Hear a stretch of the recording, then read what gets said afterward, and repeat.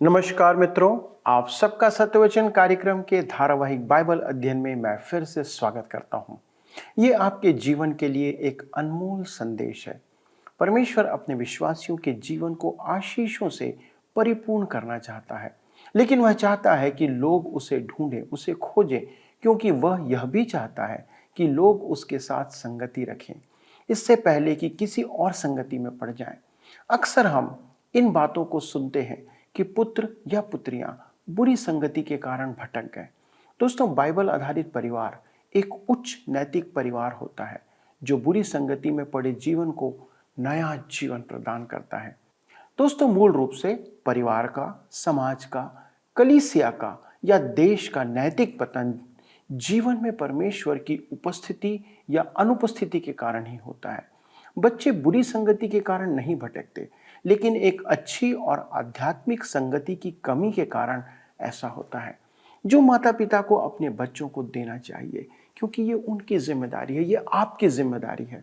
यदि हम अपने जीवन में और परिवार में परमेश्वर की आशीषों को, परमेश्वर की उपस्थिति को चाहते हैं, और अगर हमें परमेश्वर की आवश्यकता है, तो हमें वचन और प्रार्थना की संगति में बने रहना होगा।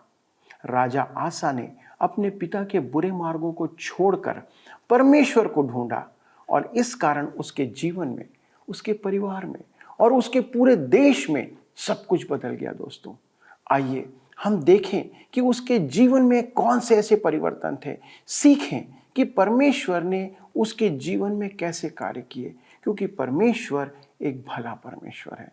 आइए अपने अध्ययन में आगे बढ़ें। मित्रों, आइए आज हम अपने अध्ययन में आगे बढ़ते हुए दूसरे इतिहास की पुस्तक 12 अध्याय उसके 12 पद को पढ़ें।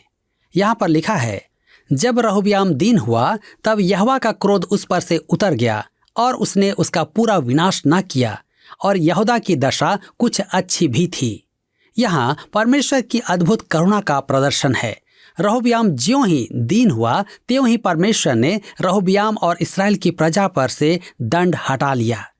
दूसरा इतिहास 12 के 13 में लिखा है, अतः राजा रहोबियाम यरूशलेम में दृढ़ होकर राज्य करता रहा।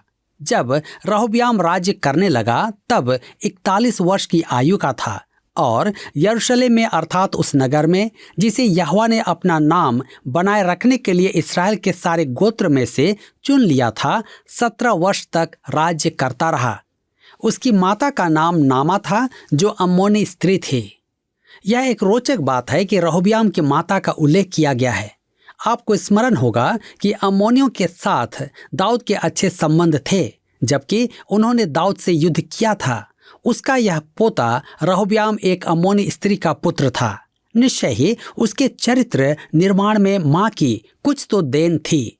राजाओं की पुस्तक में हमने देखा कि परमेश्वर मां का नाम अवश्य लिखता है। क्यों? क्योंकि पुत्र की उत्तरदायी वह भी है। यदि पुत्र भला है तो उसे सराहना मिलती है, और यदि वह एक बुरा राजा बनता है तो उसे भी दोष उठाना पड़ता है। दूसरा इतिहास 12 उसके 14 से 16 पद में लिखा हुआ है, उसने वह कार्य किया जो बुरा है, अर्थात उसने अपने मन को यहोवा की खोज में न लगाया। आदि से अंत तक रहोबियाम के काम क्या शमायाह नबी की इद्दोदर्शी की पुस्तक में वंशावलियों की रीति पर नहीं लिखे हैं?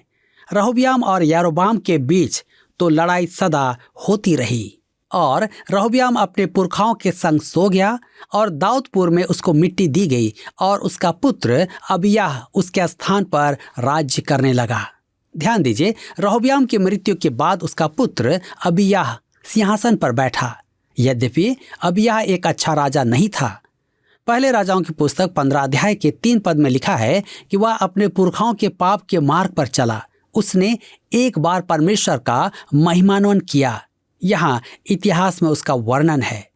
दूसरा इतिहास 13 अध्याय के 3 से 6 पद में लिखा है, अबिय्याह ने तो बड़े योद्धाओं का दल अर्थात 4 लाख छटे हुए पुरुष लेकर लड़ने के लिए पांति बंधाई, और यारोबाम ने 8 लाख छटे हुए पुरुष जो बड़े शूरवीर थे लेकर उसके विरुद्ध पांति बंधाई। तब अबिय्याह समारेम नामक पहाड़ पर, जो एप्रेम के पहाड़ी देश में है, खड़ा होकर कहने लगा, हे यारोबाम, हे सब इस्राएलियों, मेरी सुनो, क्या तुमको न जानना चाहिए कि इस्राएल के परमेश्वर यहोवा ने नमक वाली वाचा बांधकर दाऊद को और उसके वंश को इस्राएल का राज्य सदा के लिए दे दिया है।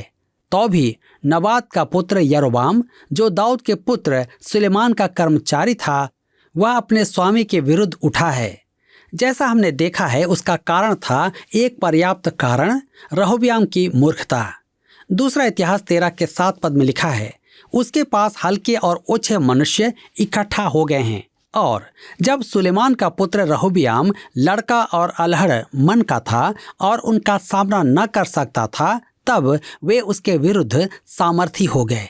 वह लड़का और अलहड़ मन का ही नहीं, मूर्ख, अति मूर्ख भी था। यह अबिय्याह की याचना थी कि इस्राएल के 10 गोत्र लौट आएं, परंतु व्यर्थ था, क्योंकि यारोबाम वहां का राजा था और वह संधि करना नहीं चाहता था। दूसरा इतिहास 13 अध्याय उसके 13 और 14 पद में लिखा है, परंतु यारोबाम ने घातकों को उनके पीछे भेज दिया। वे तो यहूदा के सामने थे और घातक उनके पीछे थे। जब यहूदियों ने पीछे मुंह फेरा तो देखा कि हमारे आगे और पीछे दोनों ओर से लड़ाई होने वाली है। तब उन्होंने यहोवा की दुहाई दी और याजक तुरहियों को फूंकने लगे। उन्होंने सहायता के लिए परमेश्वर को पुकारा और परमेश्वर की अनुग्रहकारी प्रतिक्रिया देखी। दूसरा इतिहास 13 अध्याय उसके 15 से 17 पद में हम पढ़ते हैं, तब यहूदी पुरुषों ने जय जयकार किया, और जब यहूदी पुरुषों ने जय जयकार किया, तब परमेश्वर ने अबिय्याह और यहूदा के सामने यारोबाम और सारे इस्राएलियों को मारा। तब इस्राएली यहूदा के सामने से भागे और परमेश्वर ने उन्हें उनके हाथ में कर दिया। अबिय्याह और उसकी प्रजा ने उन्हें बड़ी मार से मारा, यहाँ तक कि इस्राएल में से 5 लाख छटे हुए पुरुष मारे गए। यह एक महान विजय थी। दूसरा इतिहास 13 उसके 19 और 20 में लिखा है, तब अबिय्याह ने यारोबाम का पीछा करके उससे बेतेल, याशाना और एप्रोन नगरों और उनके गांवों को ले लिया। अबिय्याह के जीवन भर यारोबाम फिर सामर्थी न हुआ और यहोवा ने उसको ऐसा मारा कि वह मर गया। यह यारोबाम का दंड था, क्योंकि उसने राष्ट्र का विभाजन किया था। दूसरा इतिहास 13 अध्याय उसके 21 और 22 पद में लिखा है, परंतु अबिय्याह और भी सामर्थी हो गया और 14 स्त्रियां ब्याह ली, जिनसे 22 बेटे और 16 बेटियां उत्पन्न हुई। अबिय्याह के काम और उसकी चाल चलन और उसके वचन इद्दो नबी की कथा में लिखे हैं। मेरे मित्रों, अबिय्याह एक महाराजा नहीं था, परंतु उसका पुत्र सिंहासन पर बैठने के बाद पहली धार्मिक जागृति लाएगा। यहाँ पर अध्याय 13 समाप्त होता है और हम अपने अध्ययन को अध्याय 14 से बनाए रखेंगे। विषय है यहूदा के आसा की धार्मिक जागृति। आसा के राज्य में हम पहली धार्मिक जागृति देखेंगे। मेरे विचार में परमेश्वर ने इस पुस्तक में हमें जागृति की शिक्षा दी है।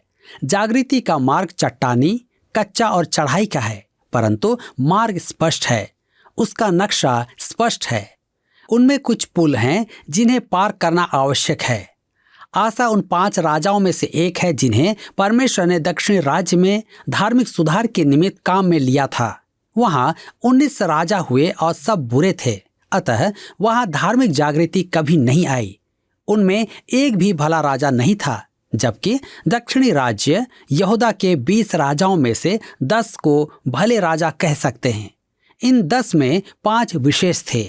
इनके नाम हैं आसा, यहोशापात, योआश, हिजकिय्याह और योशिय्याह। इनके राज में धर्म सुधार हुआ जो जागृति का परिणाम था। सब राजाओं में समानता तो थी, परंतु विविधता भी थी।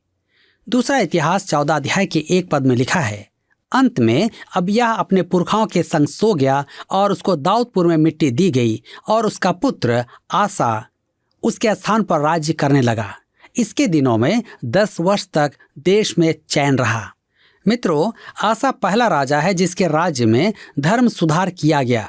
सुलेमान उसका परदादा था और रहोबियाम उसका दादा था और अबिय्याह उसका पिता। दूसरा इतिहास 14 अध्याय के 2 से 4 पद में लिखा है, आसा ने वही किया जो उसके परमेश्वर यहोवा की दृष्टि में अच्छा और ठीक था। उसने पराई वेदियों को और ऊंचे स्थानों को दूर किया और लाठों को तुड़वा डाला और अशेरा नामक मूर्तों को तोड़ डाला और यहूदियों को आज्ञा दी कि अपने पूर्वजों के परमेश्वर यहोवा की खोज करें और व्यवस्था और आज्ञा को मानें। यह उसका चरित्र है, वह विशेष जन था। दूसरा इतिहास 14 उसके 5 और 6 पद में लिखा है, उसने ऊंचे स्थानों और सूर्य की प्रतिमाओं को यहूदा के सब नगरों में से दूर किया और उसके सामने राज्य में चैन रहा। उसने यहूदा में गढ़ वाले नगर बसाए, क्योंकि देश में चैन रहा। उन वर्षों में उसे किसी से लड़ाई न करनी पड़ी, क्योंकि यहोवा ने उसे विश्राम दिया था। वह शांति प्रिय था, परंतु हम देखेंगे कि कूश ने उस पर आक्रमण किया था। दूसरा इतिहास 14 के 9 और 10 में हम पढ़ते हैं, उनके विरुद्ध 10 लाख पुरुषों की सेना और 300 रथ लिए हुए जेरह नामक एक कुशी निकला और मारेशा तक आ गया। तब आसा उसका सामना करने को चला और मारेशा के निकट साप्ता नामक तराई में युद्ध की पांति बांधी गई। आसा शांति प्रिय ही नहीं, प्रार्थनाशील मनुष्य भी था। यहाँ उसका व्यक्तिगत जीवन दिखाया गया है जो सराहनीय है। दूसरा इतिहास 14 उसके 11 और 12 पद में लिखा है, तब आसा ने अपने परमेश्वर यहोवा की यूं दुहाई दी, हे यहोवा, जैसे तू सामर्थी की सहायता कर सकता है, वैसे ही शक्तिहीन की भी। हे हमारे परमेश्वर यहोवा, हमारी सहायता कर, क्योंकि हमारा भरोसा तुझ ही पर है और तेरे नाम का भरोसा करके हम इस भीड़ के विरुद्ध आए हैं। हे यहोवा, तू हमारा परमेश्वर है, मनुष्य तुझ पर प्रबल न होने पाएगा। तब यहोवा ने कुशियों को आसा और यहूदियों के सामने मारा और कुशी भाग गए। यह प्रार्थना सुंदर, आकर्षक शब्दों की नहीं, सीधी और सच्ची प्रार्थना है। वह मन की बात सीधी कहता है। वह एक प्रार्थनाशील महापुरुष था। यही कारण था कि राष्ट्र में जागृति आई। दूसरा इतिहास 14 के 15 पद में लिखा है, फिर पशुशालाओं को जीतकर बहुत सी भेड़ बकरियां और ऊंट लूटकर यरूशलेम को लौटे। परमेश्वर ने आसा को महान युद्ध विजय प्रदान की। अब हम देखेंगे भविष्यद्वक्ता अजर्याह का प्रोत्साहन। मित्रों, जागृति के मार्ग में 3 पुल पार करने पड़ते हैं। हम पहले पुल पर हैं, परमेश्वर के वचन का ज्ञान। दूसरा इतिहास 15 अध्याय के 1 से 3 पद में लिखा है, तब परमेश्वर का आत्मा ओदेद के पुत्र अजर्याह में समा गया और वह आसा से भेंट करने निकला और उससे कहा, हे आसा और हे सारे यहूदा और बिन्यामीन, मेरी सुनो, जब तक तुम यहोवा के संग रहोगे तब तक वह तुम्हारे संग रहेगा, और यदि तुम उसकी खोज में लगे रहो तब तो वह तुमसे मिला करेगा, परंतु यदि तुम उसको त्याग दोगे तो वह भी तुमको त्याग देगा। बहुत दिन इस्राएल बिना सत्य परमेश्वर के और बिना सिखाने वाले याजक के और बिना व्यवस्था के रहा। हमारी आज की त्रासदी का कारण यह है कि कलीसिया में बाइबल शिक्षा पर्याप्त नहीं है। मैं विनम्रतापूर्वक कहता हूं कि हमें अधिक सेवकों की आवश्यकता नहीं है। वे अनेक हैं, असंख्य हैं, दर्जनों के हिसाब से मिल जाएंगे। बाइबल शिक्षक यदा कदा ही मिलते हैं और दूर दूर हैं, परंतु उनकी गहन आवश्यकता है। आसा के युग में भी उनकी आवश्यकता है। उनके याजक शिक्षक नहीं थे, उनके पास याजक थे, लेवी थे। वे घुटनों तक याजकों और लेवियों में डूबे हुए थे, परंतु इनमें शिक्षक नहीं थे। परिणाम यह हुआ कि वे परमेश्वर की व्यवस्था और वचन से वंचित रहे। दूसरा इतिहास 15 अध्याय के 4 पद में लिखा है, परंतु जब जब वे संकट में पड़कर इस्राएल के परमेश्वर यहोवा की ओर फिरे और उसको ढूंढा, तब तब वह उनको मिला। मेरे मित्रों, यह इतना सरल है तथापि जटिल भी है। यदि आप परमेश्वर के साथ काम से काम रखेंगे तो वह भी आपके साथ काम से काम रखेगा। मैं मनुष्यों को कहते सुनता हूँ, ओह, मैं अध्ययन करने का प्रयास करता हूँ, प्रार्थना करने का प्रयास करता हूँ, मैं यह भी करने का प्रयास करता हूँ, वह भी करने का प्रयास करता हूँ, परंतु कहीं पहुँच नहीं पाता। मेरे मित्र, आप किससे उपहास कर रहे हैं? मैं आपको बता देना चाहता हूं कि ऐसी बातें करके आप परमेश्वर को झूठा ठहराते हैं। परमेश्वर झूठा नहीं है। परमेश्वर कहता है, यदि तुम मुझे खोजोगे तो मैं मिल जाऊंगा। यदि आप परमेश्वर के साथ काम से काम रखेंगे तो वह भी आपके साथ काम से काम रखेगा। मेरे मित्रों, अपने मन को खोजें। यदि आप वास्तव में परमेश्वर के वचन को जानने की लालसा करते हैं तो परमेश्वर को खोजें, वह आपको मिल जाएगा। दूसरा इतिहास की पुस्तक 15 अध्याय उसके 5 से 7 पद में लिखा हुआ है, उस समय न तो जाने वाले को कुछ शांति होती थी और न आने वाले को, वरन सारे देश के सब निवासियों में बड़ा ही कोलाहल होता था। जाति से जाति और नगर से नगर चूर किए जाते थे, क्योंकि परमेश्वर नाना प्रकार का कष्ट देकर उन्हें घबरा देता था। परंतु तुम लोग हिया बांधो और तुम्हारे हाथ ढीले न पड़ें, क्योंकि तुम्हारे काम का बदला मिलेगा। ध्यान दीजिए, आसा ने परमेश्वर की निकटता में आना आरंभ किया है। भविष्यद्वक्ता उसे प्रोत्साहित करता है और उसे समझाता है कि उस पर संकट क्यों आए और समस्याएं क्यों उत्पन्न हुई। मेरे मित्रों, मुझे पूरा विश्वास है कि भविष्यद्वक्ता का यह संदेश यहूदा के लिए वरन हमारे लिए भी है। मैं आदेश नहीं दे रहा, परंतु परमेश्वर के वचन के अध्ययन और उसकी प्रजा के साथ उसके व्यवहार को देखकर मैं सोचने लगा कि हमारे राष्ट्र की समस्या की जड़ यही तो नहीं है। हमारे पास बुद्धिमान नेता हैं, परंतु वे मूर्खता के निर्णय कैसे ले सकते हैं? हमारे देश में कानून और व्यवस्था क्यों नहीं है? हम शांति से क्यों नहीं रह पा रहे हैं? आज ऐसी अव्यवस्था क्यों है? परमेश्वर के वचन पर आधारित मैं अपनी राय प्रकट करना चाहता हूँ। समस्याओं का मुख्य कारण है कि परमेश्वर को त्याग दिया गया है। मेरे मित्रों, इस युग में जिसमें हम वास कर रहे हैं, हमारे राष्ट्र को परमेश्वर की महान आवश्यकता है। दूसरा इतिहास 15 अध्याय उसके 8 और 9 पद में लिखा हुआ है, जब आसा ने ये वचन और ओदेद नबी की नबूवत सुनी, तब उसने हियाब बांधकर यहूदा और बिन्यामीन के सारे देश में से और उन नगरों में से भी जो उसने एप्रेम के पहाड़ी देश में ले लिए थे, सब घिनौनी वस्तुएं दूर की और यहोवा की जो वेदी यहोवा के ओसारे के सामने थी, उसको नए सिरे से बनाया। उसने सारे यहूदा और बिन्यामीन को और एप्रेम, मनश्शे और शिमोन में से जो लोग उसके संग रहते थे, उनको इकट्ठा किया, क्योंकि वे यह देख कर कि उसका परमेश्वर यहोवा उसके संग रहता है, इस्राएल में से बहुत से उसके पास चले आए थे।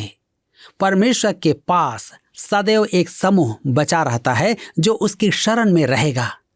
दूसरा इतिहास 15 अध्याय उसके 10 से 12 पद में लिखा हुआ है, आसा के राज्य के 15वें वर्ष के तीसरे महीने में वे यरूशलेम में इकट्ठा हुए। उसी समय उन्होंने उस लूट में से जो वे ले आए थे 700 बैल और 7,000 भेड़ बकरियां यहोवा को बलि करके चढ़ाई। उन्होंने वाचा बांधी कि हम अपने पूरे मन और सारे जीव से अपने पूर्वजों के परमेश्वर यहोवा की खोज करेंगे। मेरे मित्रों, आप देखेंगे कि वे पहला पुल पार कर रहे हैं। वे चक्कर काट कर नहीं जा रहे हैं। उन्हें परमेश्वर के वचन का ज्ञान प्राप्त हुआ है। वे अपने संपूर्ण मन एवं प्राण से परमेश्वर की ओर फिरकर उसकी खोज कर रहे थे। यह जागृति पाने वालों की विशेषता थी। वे परमेश्वर के वचन में लौट आए थे। मैं यह कहने का साहस रखता हूं कि परमेश्वर के वचन के बिना जागृति आ ही नहीं सकती है। बाइबल के चक्कर काटकर जाने का मार्ग नहीं है, इसका विकल्प नहीं है। जॉन वेस्ली के युग में वह महान आत्मिक अभियान, मेरे मित्रों, परमेश्वर के वचन पर निर्मित था। वेस्ली प्रतिदिन प्रातःकाल 3 भाषाओं में बाइबल पढ़ता था। D.L. मूडी और महान आत्मिक जागृति ने उसके युग में महान बाइबल संस्था अभियान को जन्म दिया। परमेश्वर के वचन के अध्ययन का एक महान अभियान था। यह आज हमारे युग में निर्जीव हो रहा है। क्यों? क्योंकि वे परमेश्वर के वचन से दूर होते जा रहे हैं। परमेश्वर के वचन का सतही ज्ञान ही पर्याप्त नहीं है, हमें इससे भी अधिक बहुत ज्ञान चाहिए। जागृति किसी काम या किसी आराधना विधि पर निर्भर नहीं है। इसके लिए परमेश्वर के वचन का वास्तविक ज्ञान एवं उसके लिए प्रेम की आवश्यकता है। मेरे प्रियो, हमारे आज के समाज में परमेश्वर संस्थाओं और प्रचारकों का उपयोग कर रहा है, परंतु मेरी चिंता का कारण यह है कि वे परमेश्वर के वचन को सर्वोच्च प्रधानता प्रदान नहीं कर रहे हैं। मुझे इन संस्थाओं वरन स्कूलों को परमेश्वर के वचन के परिपूर्ण अध्ययन के लिए रुचि उत्पन्न कराने में बहुत कठिनाई होती है। मेरे मित्रों, हम में सच्ची जागृति तब तक नहीं आ सकती जब तक कि वह बाइबल के परिपूर्ण ज्ञान पर आधारित ना हो। मैं आशा करता हूं कि जागृति आएगी। मेरे विश्वास में यह मार्ग का पहला पुल है। हमें यह पहला पुल पार करना होगा। इस महान सभा में जिसका आयोजन आसा ने यरूशलेम में किया था, उसमें उन्होंने वाचा बांधी कि उसे संपूर्ण मन से खोजेंगे। दूसरा इतिहास 15 अध्याय उसके 13 और 14 पद में हम पढ़ते हैं, और क्या बड़ा क्या छोटा, क्या स्त्री क्या पुरुष, जो कोई इस्राएल के परमेश्वर यहोवा की खोज न करे वह मार डाला जाएगा। उन्होंने जय जयकार के साथ तुरहियां और नरसिंगे बजाते हुए ऊंचे शब्द से यहोवा की शपथ खाई। यह एक निर्दयी वाचा थी, परंतु उनके मन में इसकी सकारात्मक प्रतिक्रिया हुई। आसा ने इस समय अनेक सुधार किए। दूसरा इतिहास 15 अध्याय के 15 पद में हम पढ़ते हैं, यह शपथ खाकर सब यहूदी आनंदित हुए, क्योंकि उन्होंने अपने सारे मन से शपथ खाई और बड़ी अभिलाषा से उसको ढूंढा, और वह उनको मिला, और यहोवा ने चारों ओर से उन्हें विश्राम दिया। मेरे मित्रों, यदि आप अपने संपूर्ण मन से परमेश्वर की खोज करेंगे तो आप उसे पाएंगे भी। हमने देखा है कि जागृति का पहला पुल परमेश्वर के वचन का ज्ञान है। अब हम दूसरा पुल देखेंगे। यह पुल है धर्मशास्त्र आधारित पृथकीकरण अर्थात पवित्रता। यह शब्द पृथकीकरण मसीही क्षेत्र में एक सर्वाधिक दुरुपयोग का शब्द है। आसा यहाँ धर्मशास्त्र आधारित पृथकीकरण का अभ्यास कर रहा है। आइए पढ़ें दूसरा इतिहास 15 अध्याय 16 पद। आसा राजा की माता माका, जिसने अशेरा के पास रखने के लिए एक घिनौनी मूरत बनाई, उसको उसने राजमाता के पद से उतार दिया, और आसा ने उसकी मूरत काट कर पीस डाली और किद्रोन नाले में फूंक दी। मेरे प्रियो, यह वास्तव में अति रोचक बात है। उसकी माता ही मूर्ति पूजक थी। ध्यान दीजिए कि वह मूर्ति पूजकों की मित्र ही नहीं थी, स्वयं भी मूर्ति पूजक थी। यही कारण था कि आसा ने उसे प्रभाव के क्षेत्र से हटा दिया था। दूसरा इतिहास 15 अध्याय के 17 पद में लिखा है, ऊंचे स्थान तो इस्राएलियों में से न ढाए गए, तो भी आसा का मन जीवन भर निष्कपट रहा। मेरे मित्रों, आसा इन ऊंचे स्थानों को गिरा सकता था, परंतु उसने ऐसा नहीं किया। वह परमेश्वर के साथ थोड़ी ही दूर गया, परंतु परमेश्वर ने उसे काम में लिया। परमेश्वर कैसा अनुग्रहकारी है।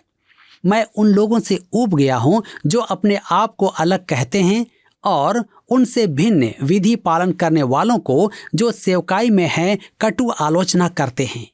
मेरे मित्रों, यह धर्मशास्त्र आधारित पृथकीकरण कदापि नहीं है। पृथकीकरण किसी को सुधारने का प्रयास नहीं है, न ही परमेश्वर द्वारा काम में लिए जा रहे मनुष्यों को अपने सदृश बनाना है। यह धर्मांधता का संकीर्ण मार्ग है। मुझे ऐसा प्रतीत होता है कि कुछ लोगों को अपने लिए पृथक होना है। यही वास्तविक पृथकीकरण होगा। यदि आप जागृति लाना चाहते हैं तो आपको स्वयं से आरंभ करना होगा। मेरी राय में आप एक कमरे में अकेले जाएं और अपने चारों ओर एक गोला बनाकर कहें, प्रभु जागृति का आरंभ कर, और इसी गोले से आरंभ कर। जी हाँ, यदि आज आप आरंभ करते हैं तो निश्चय जाने कि परमेश्वर आपके जीवन में जागृति लाएगा। हम सबके जीवन में जागृति लाएगा। पिछले प्रश्न का उत्तर है ए, राष्ट्र पर भारी कर। हमारे अध्ययन के अनुसार इस्राएल राष्ट्र के विभाजन का मूल कारण था राष्ट्र पर भारी कर। आज का प्रश्न है, राजा आसा के समय अनुसार आज भी बेदारी के लिए संसार को वचन के खाली स्थान की आवश्यकता है। ए, प्रचारकों, बी, अनुवादकों, सी, शिक्षकों, डी, याजकों। मित्रों, इस प्रश्न का उत्तर हमें कल सुबह 6 बजे से पहले विकल्प ए, बी, सी या डी के साथ अपना नाम, पता, स्थान के साथ 9651433397 पर SMS या व्हाट्सएप करें। सभी विजेताओं को विशेष पुरस्कार प्रदान किए जाएंगे। धन्यवाद। क्या आपको यह कार्यक्रम पसंद आया? अभी हमें एक मिस कॉल करें और आप अगले विजेता हो सकते हैं।